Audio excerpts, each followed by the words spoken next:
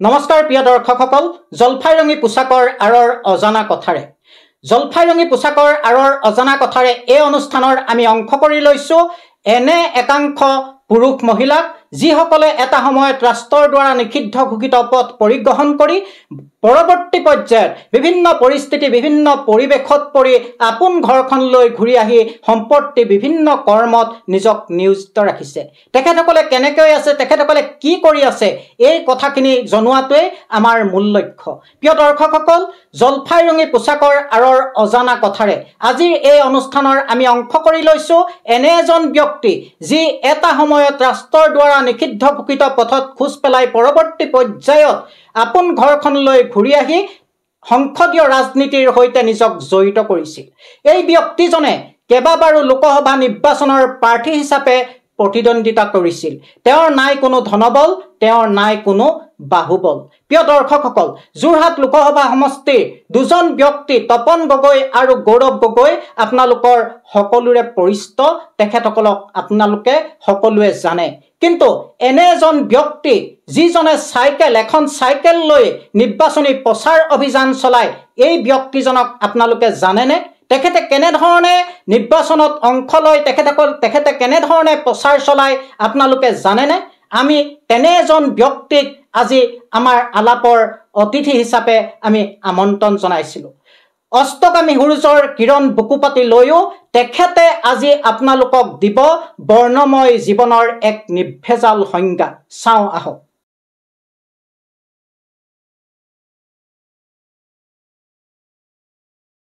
ঐক্য বিপ্লৱ মুক্তিৰ কথা কোৱা আলফাৰ মাজত আজি অনৈক্য, বহুতা বিভক্ত আজি আলফা। এইসকল আলফাই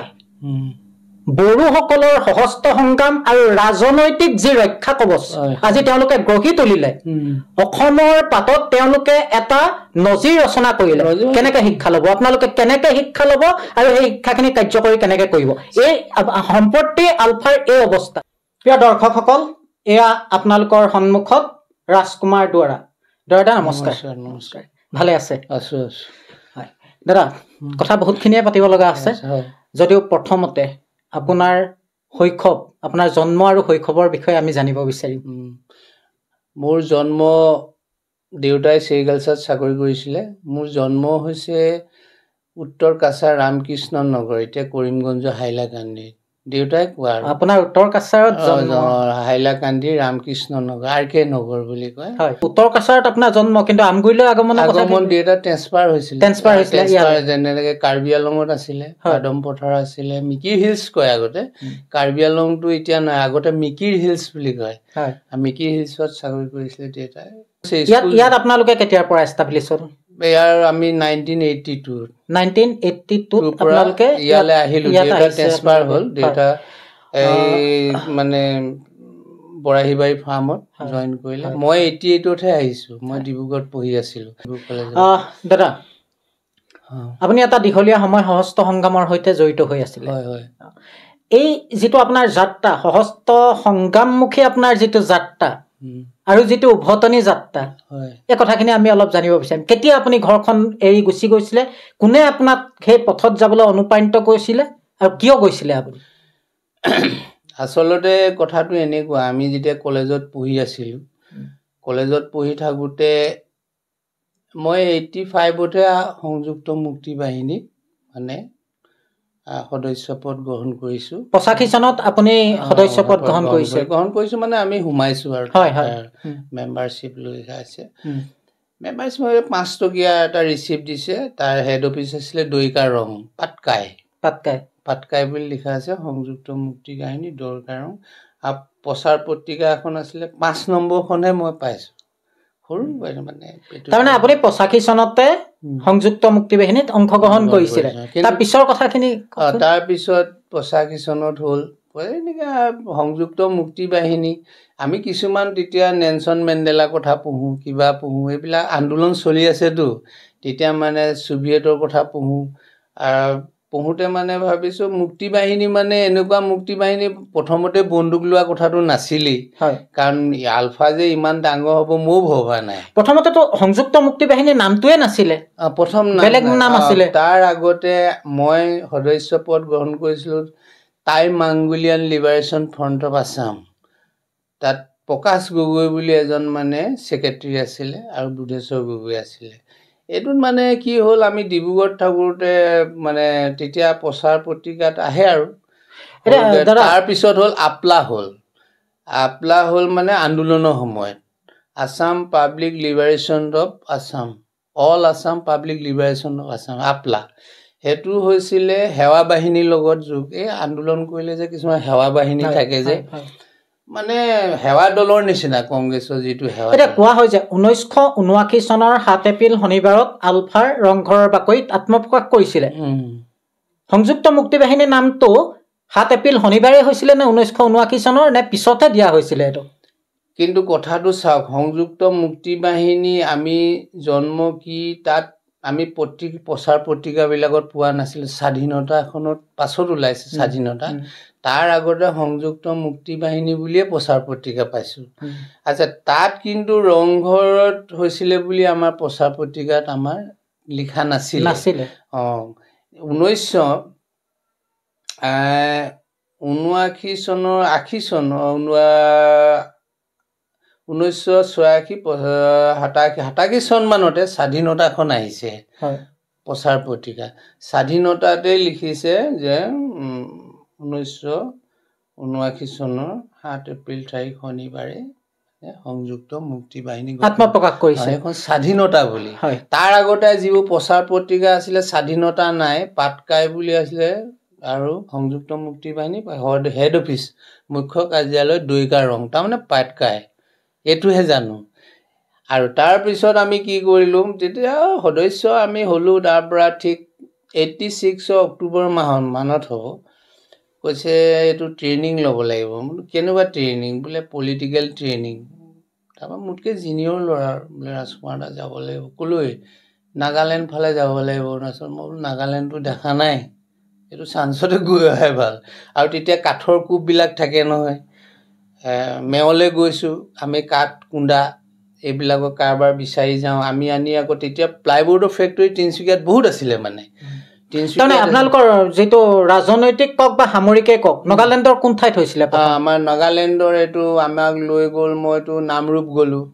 নামৰূপৰ পৰা আমাক গাড়ীয়ে লৈ গ'ল তেতিয়া জীপ গাড়ী আছিলে জীপ গাড়ীৰ পাছত তেওঁলোকৰ নাগা জীপত গৈছোঁ পাহাৰলৈ লৈ গৈছে আমি 17 জন গৈছোঁ 3খন জীপ নাগা মানুহ গৈছে এইটো আমি নামৰূপৰ পৰা এনেকৈ আহিছোঁ প্ৰথম সামৰিক প্ৰশিক্ষণ কোন চনত হৈছে আমাৰ সামৰিক প্ৰশিক্ষণ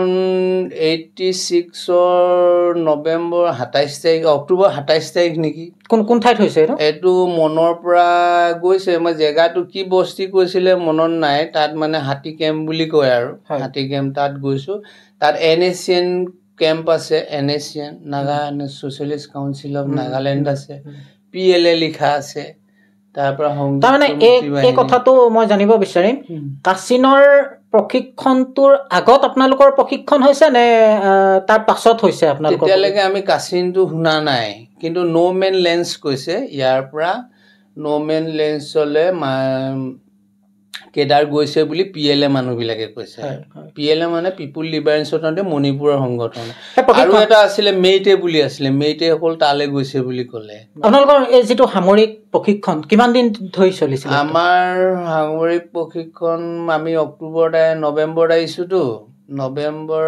তাৰমানে ডিচেম্বৰ 3 তাৰিখে আমি নামৰূপ পাইছোঁহি কোন আপোনালোকৰ প্ৰশিক্ষণত কোন আছিলে মোৰ আছিলে এইটো অৰ্ণিবান হাজৰিকা এই মৰিলে মন্টু দাস বৰপেটাৰত তাৰপিছত আমাৰ জিনিয়ৰ সেই তিনিটা চিনিয়ৰ আমিকেইটা তাৰপিছত নৱনেউগ আছিলে সোমনাথ বৰা তেওঁলোক বহুত ডাঙৰ আমাতকৈ ভূপেন বুঢ়াগোহাঁই ডিমৌ হয় মানুহজন আমি এতিয়া ডিমৌ বুলি নাজানো বুধেশ্বৰ গগৈ তেওঁলোকতো তাতে তেওঁলোক আছেই তাৰপিছত জিনিয়ৰ হিচাপে মাধুৰ্য গোহাঁই তেওঁ ঢুকালে এতিয়া বিপুল লাহন আছে আৰু এতিয়া পাৰ্থপ্ৰতিম বৰা নিবাৰণ বৰা সি আছে এনেকে আমি পলিটিকেল ট্ৰেইনিং আৰু আৰ্মছৰ ট্ৰেইনিং মানে কি তেওঁলোকে ৰাতিপুৱা তেওঁলোকৰ লগত পিটি কৰোঁ বন্দুকৰ সেইবিলাক শিকায় আৰু এইবিলাক আৰু মেইন হৈছে পলিটিকেল ক্লাছ ঘূৰি আহি প্ৰশিক্ষণৰ পৰা ঘূৰি আহি কেনেধৰণে সাংগঠনিক কাম কাজত জড়িত আমাক মানে তাতে কৈছিলে যে আপোনালোকে মুক্তি বাহিনী কেডাৰ প্ৰয়োজন হ'ব আৰু যিবিলাক কেডাৰ আমি পলিটিকেল ক্লাছ দিব লাগিব তেওঁলোকক বেটেলিয়ান ষ্টাইল মানে এনেকৈ এটা আমি সংগঠন তৈয়াৰ কৰিব লাগিব আমাৰ ছেফ গাৰ্ডৰ কাৰণে আমাৰ সংগঠনটো ছেফ গাৰ্ডৰ কাৰণে সহস্ৰ বিপ্লৱ কৰিব লাগিব তেতিয়া আমি মনতে ভাবিছোঁ সহস্ৰ বিপ্লৱটোতো বহুত ডাঙৰ বিপ্লৱ কাৰণ আমিতো ধেমন নেলছন মেণ্ডেলাৰ কথা শুনিছোঁ কিউবাৰ এইবিলাকতো পঢ়িছোঁ চে গুৱাভাৰাৰ কিতাপতো আমি পঢ়িয়ে থাকোঁ ইয়াত আমি তেতিয়া কি কৰিলোঁ কেডাৰবিলাকক আমি বিচাৰিলোঁ তাৰমানে আপোনালোকে তাৰ পৰা প্ৰশিক্ষণৰ পৰা অহাৰ পিছত আপোনালোকে অসমত সাংগঠনিক কাম কাজ আৰম্ভ কৰি দিলে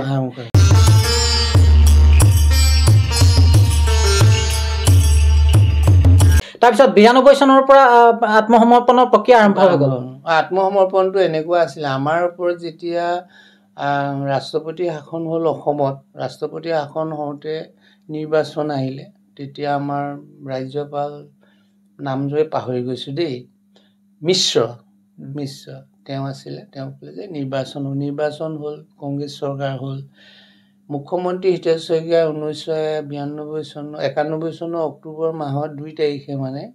লেপচি দিৱস আছিলে ন কুষ্ঠ ৰোগী তেখেতে এখন মিটিং কৰিছিলে কুঠৰিত মানে লেপচি আছে তাতে ঘোষণা কৰিলে যে আলফা আৰু চৰকাৰ আৰু বিভিন্ন দল সংগঠনবিলাকে কৈ আছে নহয় যে এইটো আলফাই চৰকাৰৰ লগত বহিব লাগে চৰকাৰে আলফাৰ লগত আলোচনাত বহিব লাগে অপাৰেশ্যন চলি আছে তেতিয়া ক'লে যে স্বাধীন অসমৰ সাংবাদিকক কৈছে যে পেপাৰটো ওলাইছে এইটো চবেই পঢ়িছে সেই সময়ত এতিয়া ধৰি লওক নতুন প্ৰজন্মই নাজানিব বুধবাৰ পেপাৰ বা অন্যান্য পেপাৰবিলাক খুব ধুনীয়াকৈ লিখিছে যে স্বাধীন অসম বাদ দি যদি স্বায়ত্ব শাসনৰ ওপৰত আলোচনা কৰে তেতিয়াহ'লে আলোচনাৰ কাৰণে চৰকাৰ ৰাজি আছে সেইটো মুখ্যমন্ত্ৰী হিতেশ শইকীয়াই ঘোষণা কৰিছে ঠিক আমি তেতিয়া আত্মগোপন কৰি আছোঁ ৰেডিঅ'টোহে বা শুনো আৰু পেপাৰটো নাপাওঁ প্ৰথম আপোনাৰ আত্মসমৰ্পণৰ যিটো আৰম্ভণি অসমত আলফাৰ আত্মসমৰ্পণৰ আৰম্ভণি ক'ত হৈছিলে কোনে কৰিছিলে প্ৰথম আৰম্ভণিটো প্ৰথম ৰংঘৰ বাকৰিত 1992 চনৰ 14 এপ্ৰিলত হৈছে প্ৰথম জয়ন্ত হাজৰিকা এতিয়া কুশল দুৱৰী তেখেতৰ নেতৃত্বত 48 জন সদস্যই আত্মসমৰ্পণ কৰিছে অস্তসম্বৰণ কৰিছে অস্তসম্বৰণ তাৰমানে তাকে মানুহবিলাকে আচলতে আলোচনালৈ আহিছে তাকে মানুহবিলাকে সেইটো আচলতে আত্মসমৰ্পণ নাছিল আলোচনাৰ কাৰণে অস্তসম্বৰণ কৰা হৈছে কাৰণ আলোচনাৰ কাৰণে আহিছে তাৰ আগতে এটা কথা কৈ দিওঁ 1991 চনৰ ডিচেম্বৰ মাহত আমাৰ 7 জন সদস্যই দিল্লীত আলোচনা কৰিছিলে সোণৰ কলম দিছে বুলি কৈছে আলোচনা কৰিছে এই আলোচনাত কৈছে যে প্ৰথম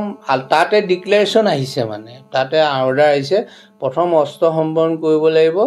তাৰপিছতে আলোচনা হ'ব তেতিয়া এখিনি কেডাৰে আত্মগোপন কৰিলে তাৰ ভিতৰত আছে কেডাৰ মানে আমাৰ হেৰি আছে এতিয়া বৰ্তমান অনুপ চেতিয়া ডাঙৰীয়া আত্মগোপন অৰবিন্দ ৰাজখোৱা আত্মগোপন তাৰপিছত হীৰকজ্যোতি মহন্ত আমাৰ কিছুমান থাকি গ'ল তাৰ ভিতৰত এই হীৰাৰ্থ ফুকন কল্পজ্যোতি নেওগ মুনিন নবিছে যিসকল মানে আমাৰ একাংশই আত্মসমৰ্পণ কৰিলে আৰু এখন নিৰ্দিষ্ট হৈ দিলে আৰু আত্মসমৰ্পণটো এনেকুৱা হৈছে আলোচনাৰ কাৰণে আমি আলোচনাপন্থীহে আলফা আছিলোঁ আমি তেতিয়া কিন্তু চৰকাৰে যেতিয়া অস্তসম্বৰণ কৰা হ'ল আত্মসমৰ্পণকাৰী বুলিয়ে কয় আৰু এই প্ৰথম 1992 চনৰ 14 এপ্ৰিলত প্ৰথম জয়ন্ত হাজৰিকাৰ নেতৃত্বত 48 জন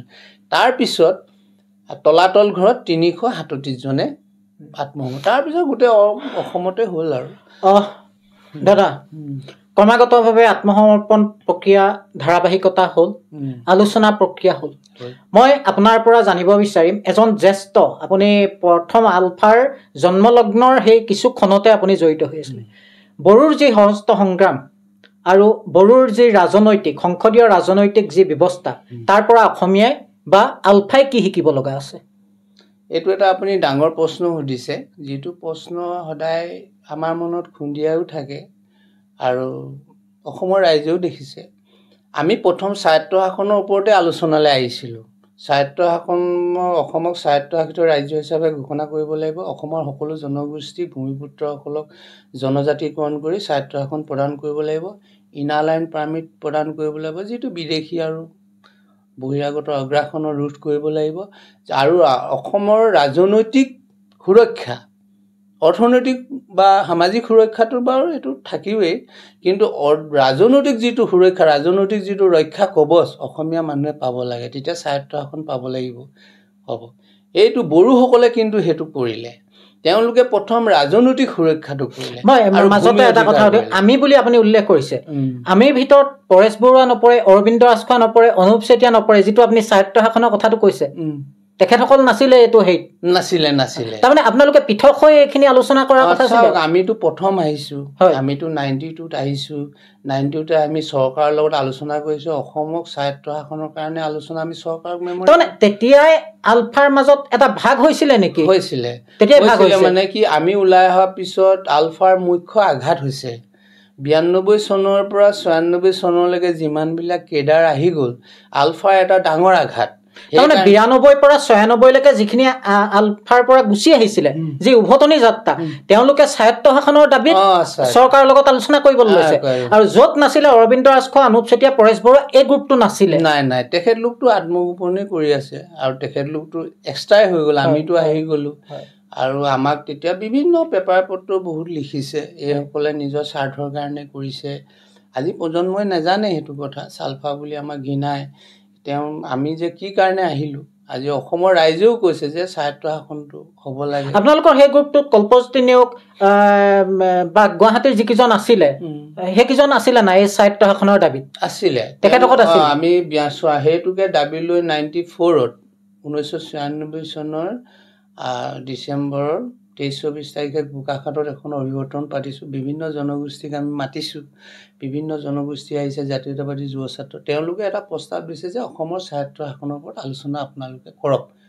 আৰু আমি আপোনালোকক এই প্ৰস্তাৱ। তাৰমানে আপোনালোকৰ দাবীসমূহ আছিলে স্বায়ত্তশাসন, ইনাৰ লাইন পাৰ্মিট আৰু ৰাজনৈতিক সুৰক্ষা কৱচ। তাৰমানে সকলোকে ভূমিপুত্ৰকে জনজাতিকৰণ কৰিব লাগে। জনজাতিকৰণ কৰাৰ লগে লগে অট'নমাছ চবৰে, ইয়াত মানে 6 জনগোষ্ঠী বুলি কথা নাই, সকলো জনগোষ্ঠী। তেনেকে এতিয়া ধৰি লওক 6 জনগোষ্ঠীৰ ওপৰতে কলিতা জনগোষ্ঠী আছে, মদাহী জনগোষ্ঠী আছে, হৰণীয়া আছে, আমাৰ যিসকল ভূমিপুত্ৰ। আৰু ধৰি লওক যিসকল আজি খিলঞ্জীয়া বুলি কৈছে, যেনেকৈ চাহ বাগানৰ সকলো আছে, কাৰণ ভাৰত স্বাধীনতাৰ পাছত আগতে তেওঁলোক আহিছে। আমি সেইসকলক লৈ অসমৰ এটা। আপোনালোকৰ বৰ্তমান আলোচনা কি পৰ্যায়ত আছে? বৰ্তমান আমাৰ আলোচনাটো আছে, আমিতো বহুতবাৰ চৰকাৰৰ লগত আলোচনা বহিছোঁ, একো পোৱা নাই। কিন্তু বৰ্তমান অসমৰ বিজেপি চৰকাৰ, হিমন্ত বিশ্ব ডাঙৰীয়ালৈ আমি এটা শুভেচ্ছা জ্ঞাপন কৰিছোঁ। তেখেতে আমি কেইবাবাৰো জনোৱাৰ পিছত এই 2025 চনৰ 9 জানুৱাৰীত আমাৰ জনতা ভ্ৰমণ, আমাৰ সদৌ অসম আত্মসমৰ্পণকাৰী আলফা সমিতি আমি আমাৰ লগত এটা আলোচনা হৈছে। তেখেতে কৈছে যে মই যিমান পাৰোঁ চেষ্টা কৰিম, আপোনালোকৰ দাবীখিনি আমি কাৰ্য কৰিবলৈ চেষ্টা কৰিম। পোনপ্ৰথমে আমি কৈছিলোঁ যে প্ৰথমতে আমাৰ কেছ চলি আছে, আৰু আমাৰ আত্মস্থাপনৰ কথাটো আছে। তাৰমানে কি, আমাৰ বহুত কেছ খেলিলোঁ, কেছ খেলাৰ পিছত আমাৰ অৱস্থাটো বেয়া হৈ গ'ল। এতিয়াও কেছে হ'ব বোলে, মই কিবা এটা কৰি দিম। আৰু স্বায়ত্তশাসনৰ কথাটো আমি আনুষংগিকভাৱে কৈছিলে যে স্বায়ত্তশাসনটোৰ কাৰণে অসমৰ ভূমিপুত্ৰসকলৰ ৰাজনৈতিক সুৰক্ষাটো আমি চেষ্টা চলাই আছোঁ, আৰু এইটো কৰা হ'ব। আপুনি কিমান বিশ্বাসী অসমৰ ৰাইজে কোনো কাৰণত ভাষা আন্দোলনৰ কথাই কওক, বিদেশী বহিষ্কাৰ আন্দোলনৰ কথাই কওক, অসমীয়া মানুহে যদি এটা জংগী আন্দোলন, গণসংগ্ৰাম, গণ আন্দোলন যদি ৰূপায়ণ কৰিব নোৱাৰে, এনেকুৱা কোনো দাবা দাবীক চৰকাৰে গুৰুত্ব নিদিয়ে। আলোচনাৰ মেজতে সেইখিনি থাকি যায়, পচি যায়। আপোনালোকে এটা গণজাগৰণ আনিব পৰা নাই। প্ৰথম কথা, কেনেকে ভাবে যে স্বায়ত্তশাসনৰ দাবীটো চৰকাৰে মানি ল'ব, ইনাৰ লাইন পাৰ্মিটৰ ব্যৱস্থা মানি ল'ব, ৰাজনৈতিক সুৰক্ষা কৱচ সেইটো মানি ল'ব? কি দৃষ্টিভংগীৰে আপুনি ক'ব বিচাৰে যে কেইজনমান মাত্ৰ প্ৰাক্তন আলফাই দাবী দিলে চৰকাৰে এইখিনি কথা মানি ল'ব? আপুনি ঠিক কথা কৈছে। এতিয়া বড়োসকলে BLT হাগ্ৰামা বহিল, তেওঁ আত্মসমৰ্পণ কৰিছে। তাৰ আগতে প্ৰেম সিং ব্ৰহ্মই বড়ো টেৰিটৰিয়েল কাউন্সিল বনাই থৈ গ'ল, তেওঁলোক সুৰক্ষিত হ'ল ভাৰতীয় সংবিধানত। এতিয়া বড়ো ৰিজন কৰিছে অঞ্চল তাৰমানে যেনেকৈ আও ৰিজন কন্যাৰ ৰিজন আমাৰ নাগালেণ্ডত আছে ৰিজন কৰিছে তেওঁলোকে BLTয়ে কি কৰিছে ৰাজনৈতিকভাৱে সংগ্ৰাম কৰিছে তাৰমানে তেওঁলোকে নিৰ্বাচনৰ যোগেদি প্ৰতিদ্বন্দ্বিতা কৰি চৰকাৰ গঠন কৰিছে চৰকাৰ গঠন কৰি তেওঁলোকে প্ৰস্তাৱ গ্ৰহণ কৰি কেন্দ্ৰীয় চৰকাৰক দাবী জনাইছে যে আমাৰ বড়োসকল সুৰক্ষিত হ'ব লাগে ঠিক তেনে গণজাগৰণ কৰাতকৈ অসমীয়া মানুহে যদি ৰাজপথত নোলায়ো গণতান্ত্ৰিকভাৱে নিৰ্বাচনৰ যোগেদি জয়ী হয় মানে এখন চৰকাৰ গঠন কৰে সেই চৰকাৰখনে যদি বহি লৈ কেবিনেট বহায় কেবিনেটৰ প্ৰস্তাৱ লয় যে অসমৰ স্বায়ত্তশাসন দিব লাগে কেন্দ্ৰীয় চৰকাৰক জনাব লাগিব আৰু অসমৰ সকলো ভূমিপুত্ৰক জনজাতিকৰণ কৰিব লাগিব যদি এই বিধায়কসকলে বা মন্ত্ৰীসকলে বা চৰকাৰ তেনেকুৱা এখন চৰকাৰ যদি প্ৰস্তাৱ লয় অট'মেটিকলি হ'ব যিটো বড়োসকলে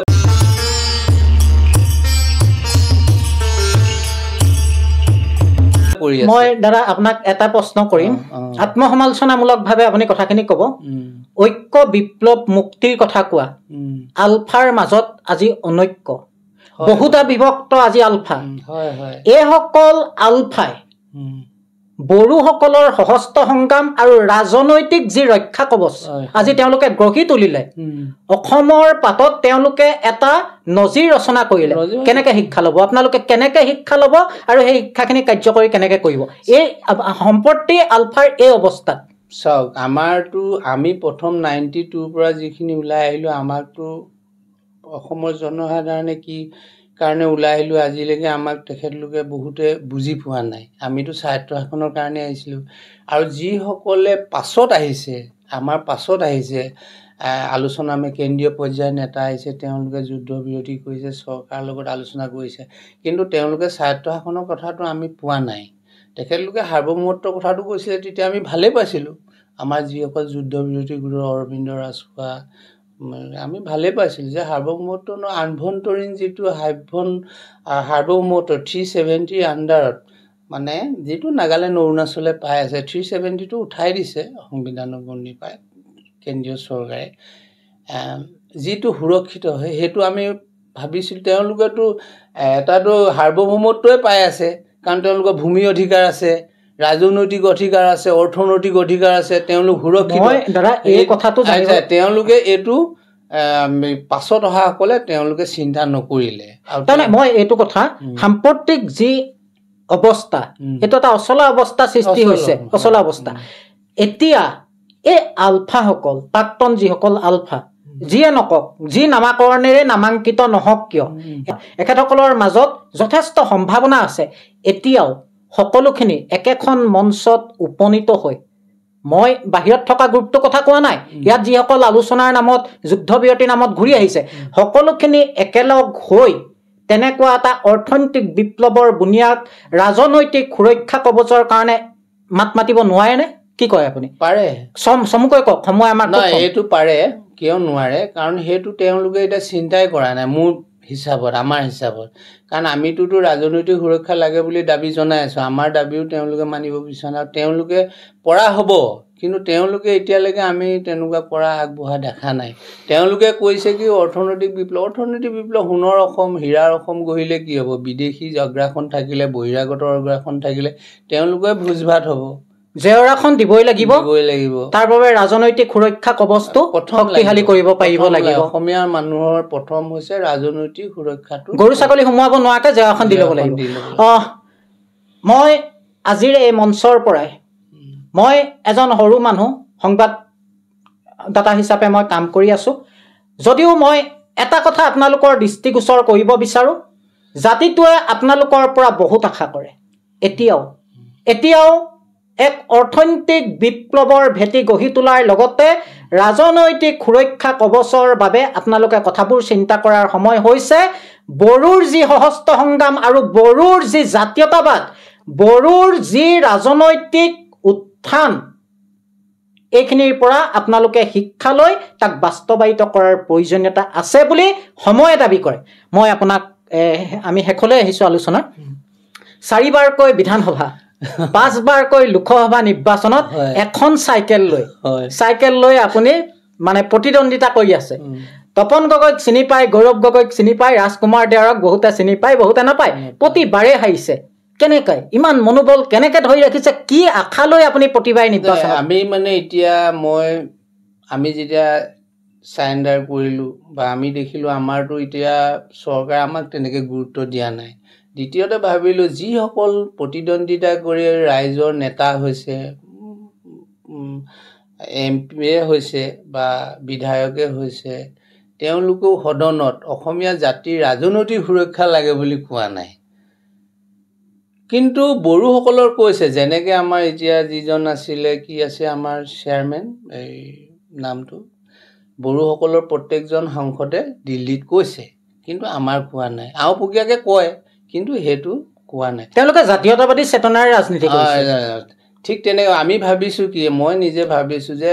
কেনেবাকৈ সংগঠীয় ৰাজনীতিৰ দ্বাৰাই যদি কেনেবাকৈ নিৰ্বাচনৰ যোগেদি জয়ী হৈ সদন বা বিধানসভাত এই কথাখিনি ক'ব পাৰোঁ নেকি কাৰণ আমিতো বিপ্লৱী সংগঠনৰ মানুহ আমি এটা শপত খাইছিলোঁ যে দেশ আৰু জাতিৰ কাৰণে জীয়াই থকা দিনলৈকে সদায় কাম কৰি যাম সংগ্ৰামেই হওক বা ৰাজনৈতিকভাৱেই হওক বা যিকোনো আৰু সেইকাৰণে আমি কি কৰিছোঁ মনোবলটো কিমান দিন পাৰোঁ চাই লওঁ সেইকাৰণে আমি ৰাজনৈতিকভাৱে সংগ্ৰামটো কৰি নিৰ্বাচনৰ যোগেদি জয়ী হৈ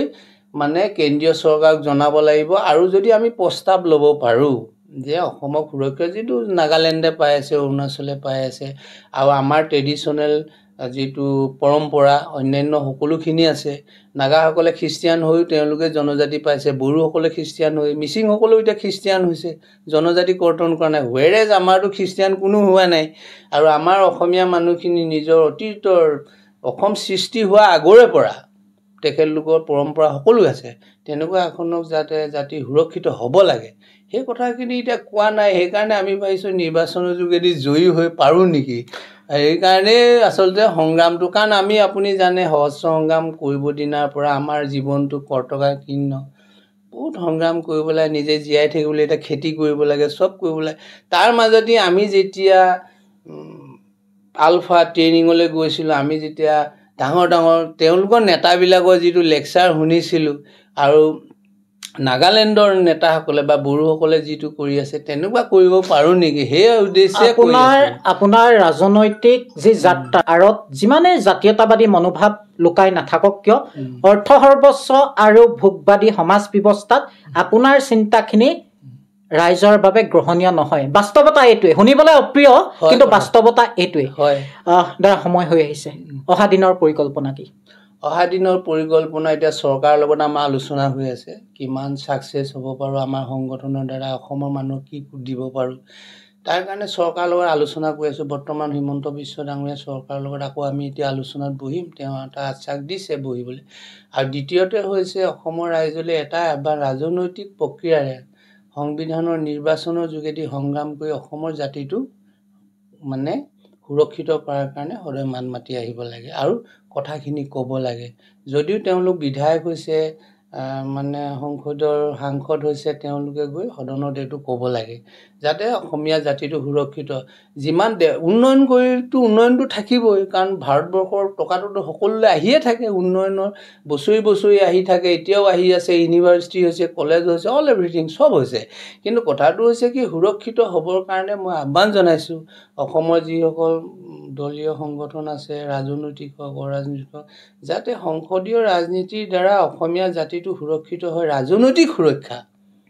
এই সুৰক্ষাটো যাতে তেখেতলোকে সদায় আগ্ৰহ প্ৰকাশ কৰে আৰু আনিবৰ কাৰণে চেষ্টা কৰিবৰ কাৰণে আজি এই সাক্ষাৎকাৰ মই আহ্বান জনাওঁ আপোনাৰ এই জাতীয়তাবাদী চেতনাৰে ৰাজনীতি কৰাৰ এই যিটো যাত্ৰা এই যাত্ৰাত ব্যাপকতা প্ৰদান কৰি বাকীসকল আলফা নেতাৰ মন মগজুত এই চিন্তাটো ৰোপণ কৰি এক অভ্যুত্থান ঘটোৱাৰ ক্ষেত্ৰত আপুনি কিমান আশাবাদী কিমান বিশ্বাসী চাওক এতিয়া আমি এটা ৰাস্তাই গৈ আছোঁ আৰু এইখিনিয়ে ৰাস্তাত গৈ চৰকাৰৰ লগত আলোচনা কৰিছে আৰু এইখিনিয়ে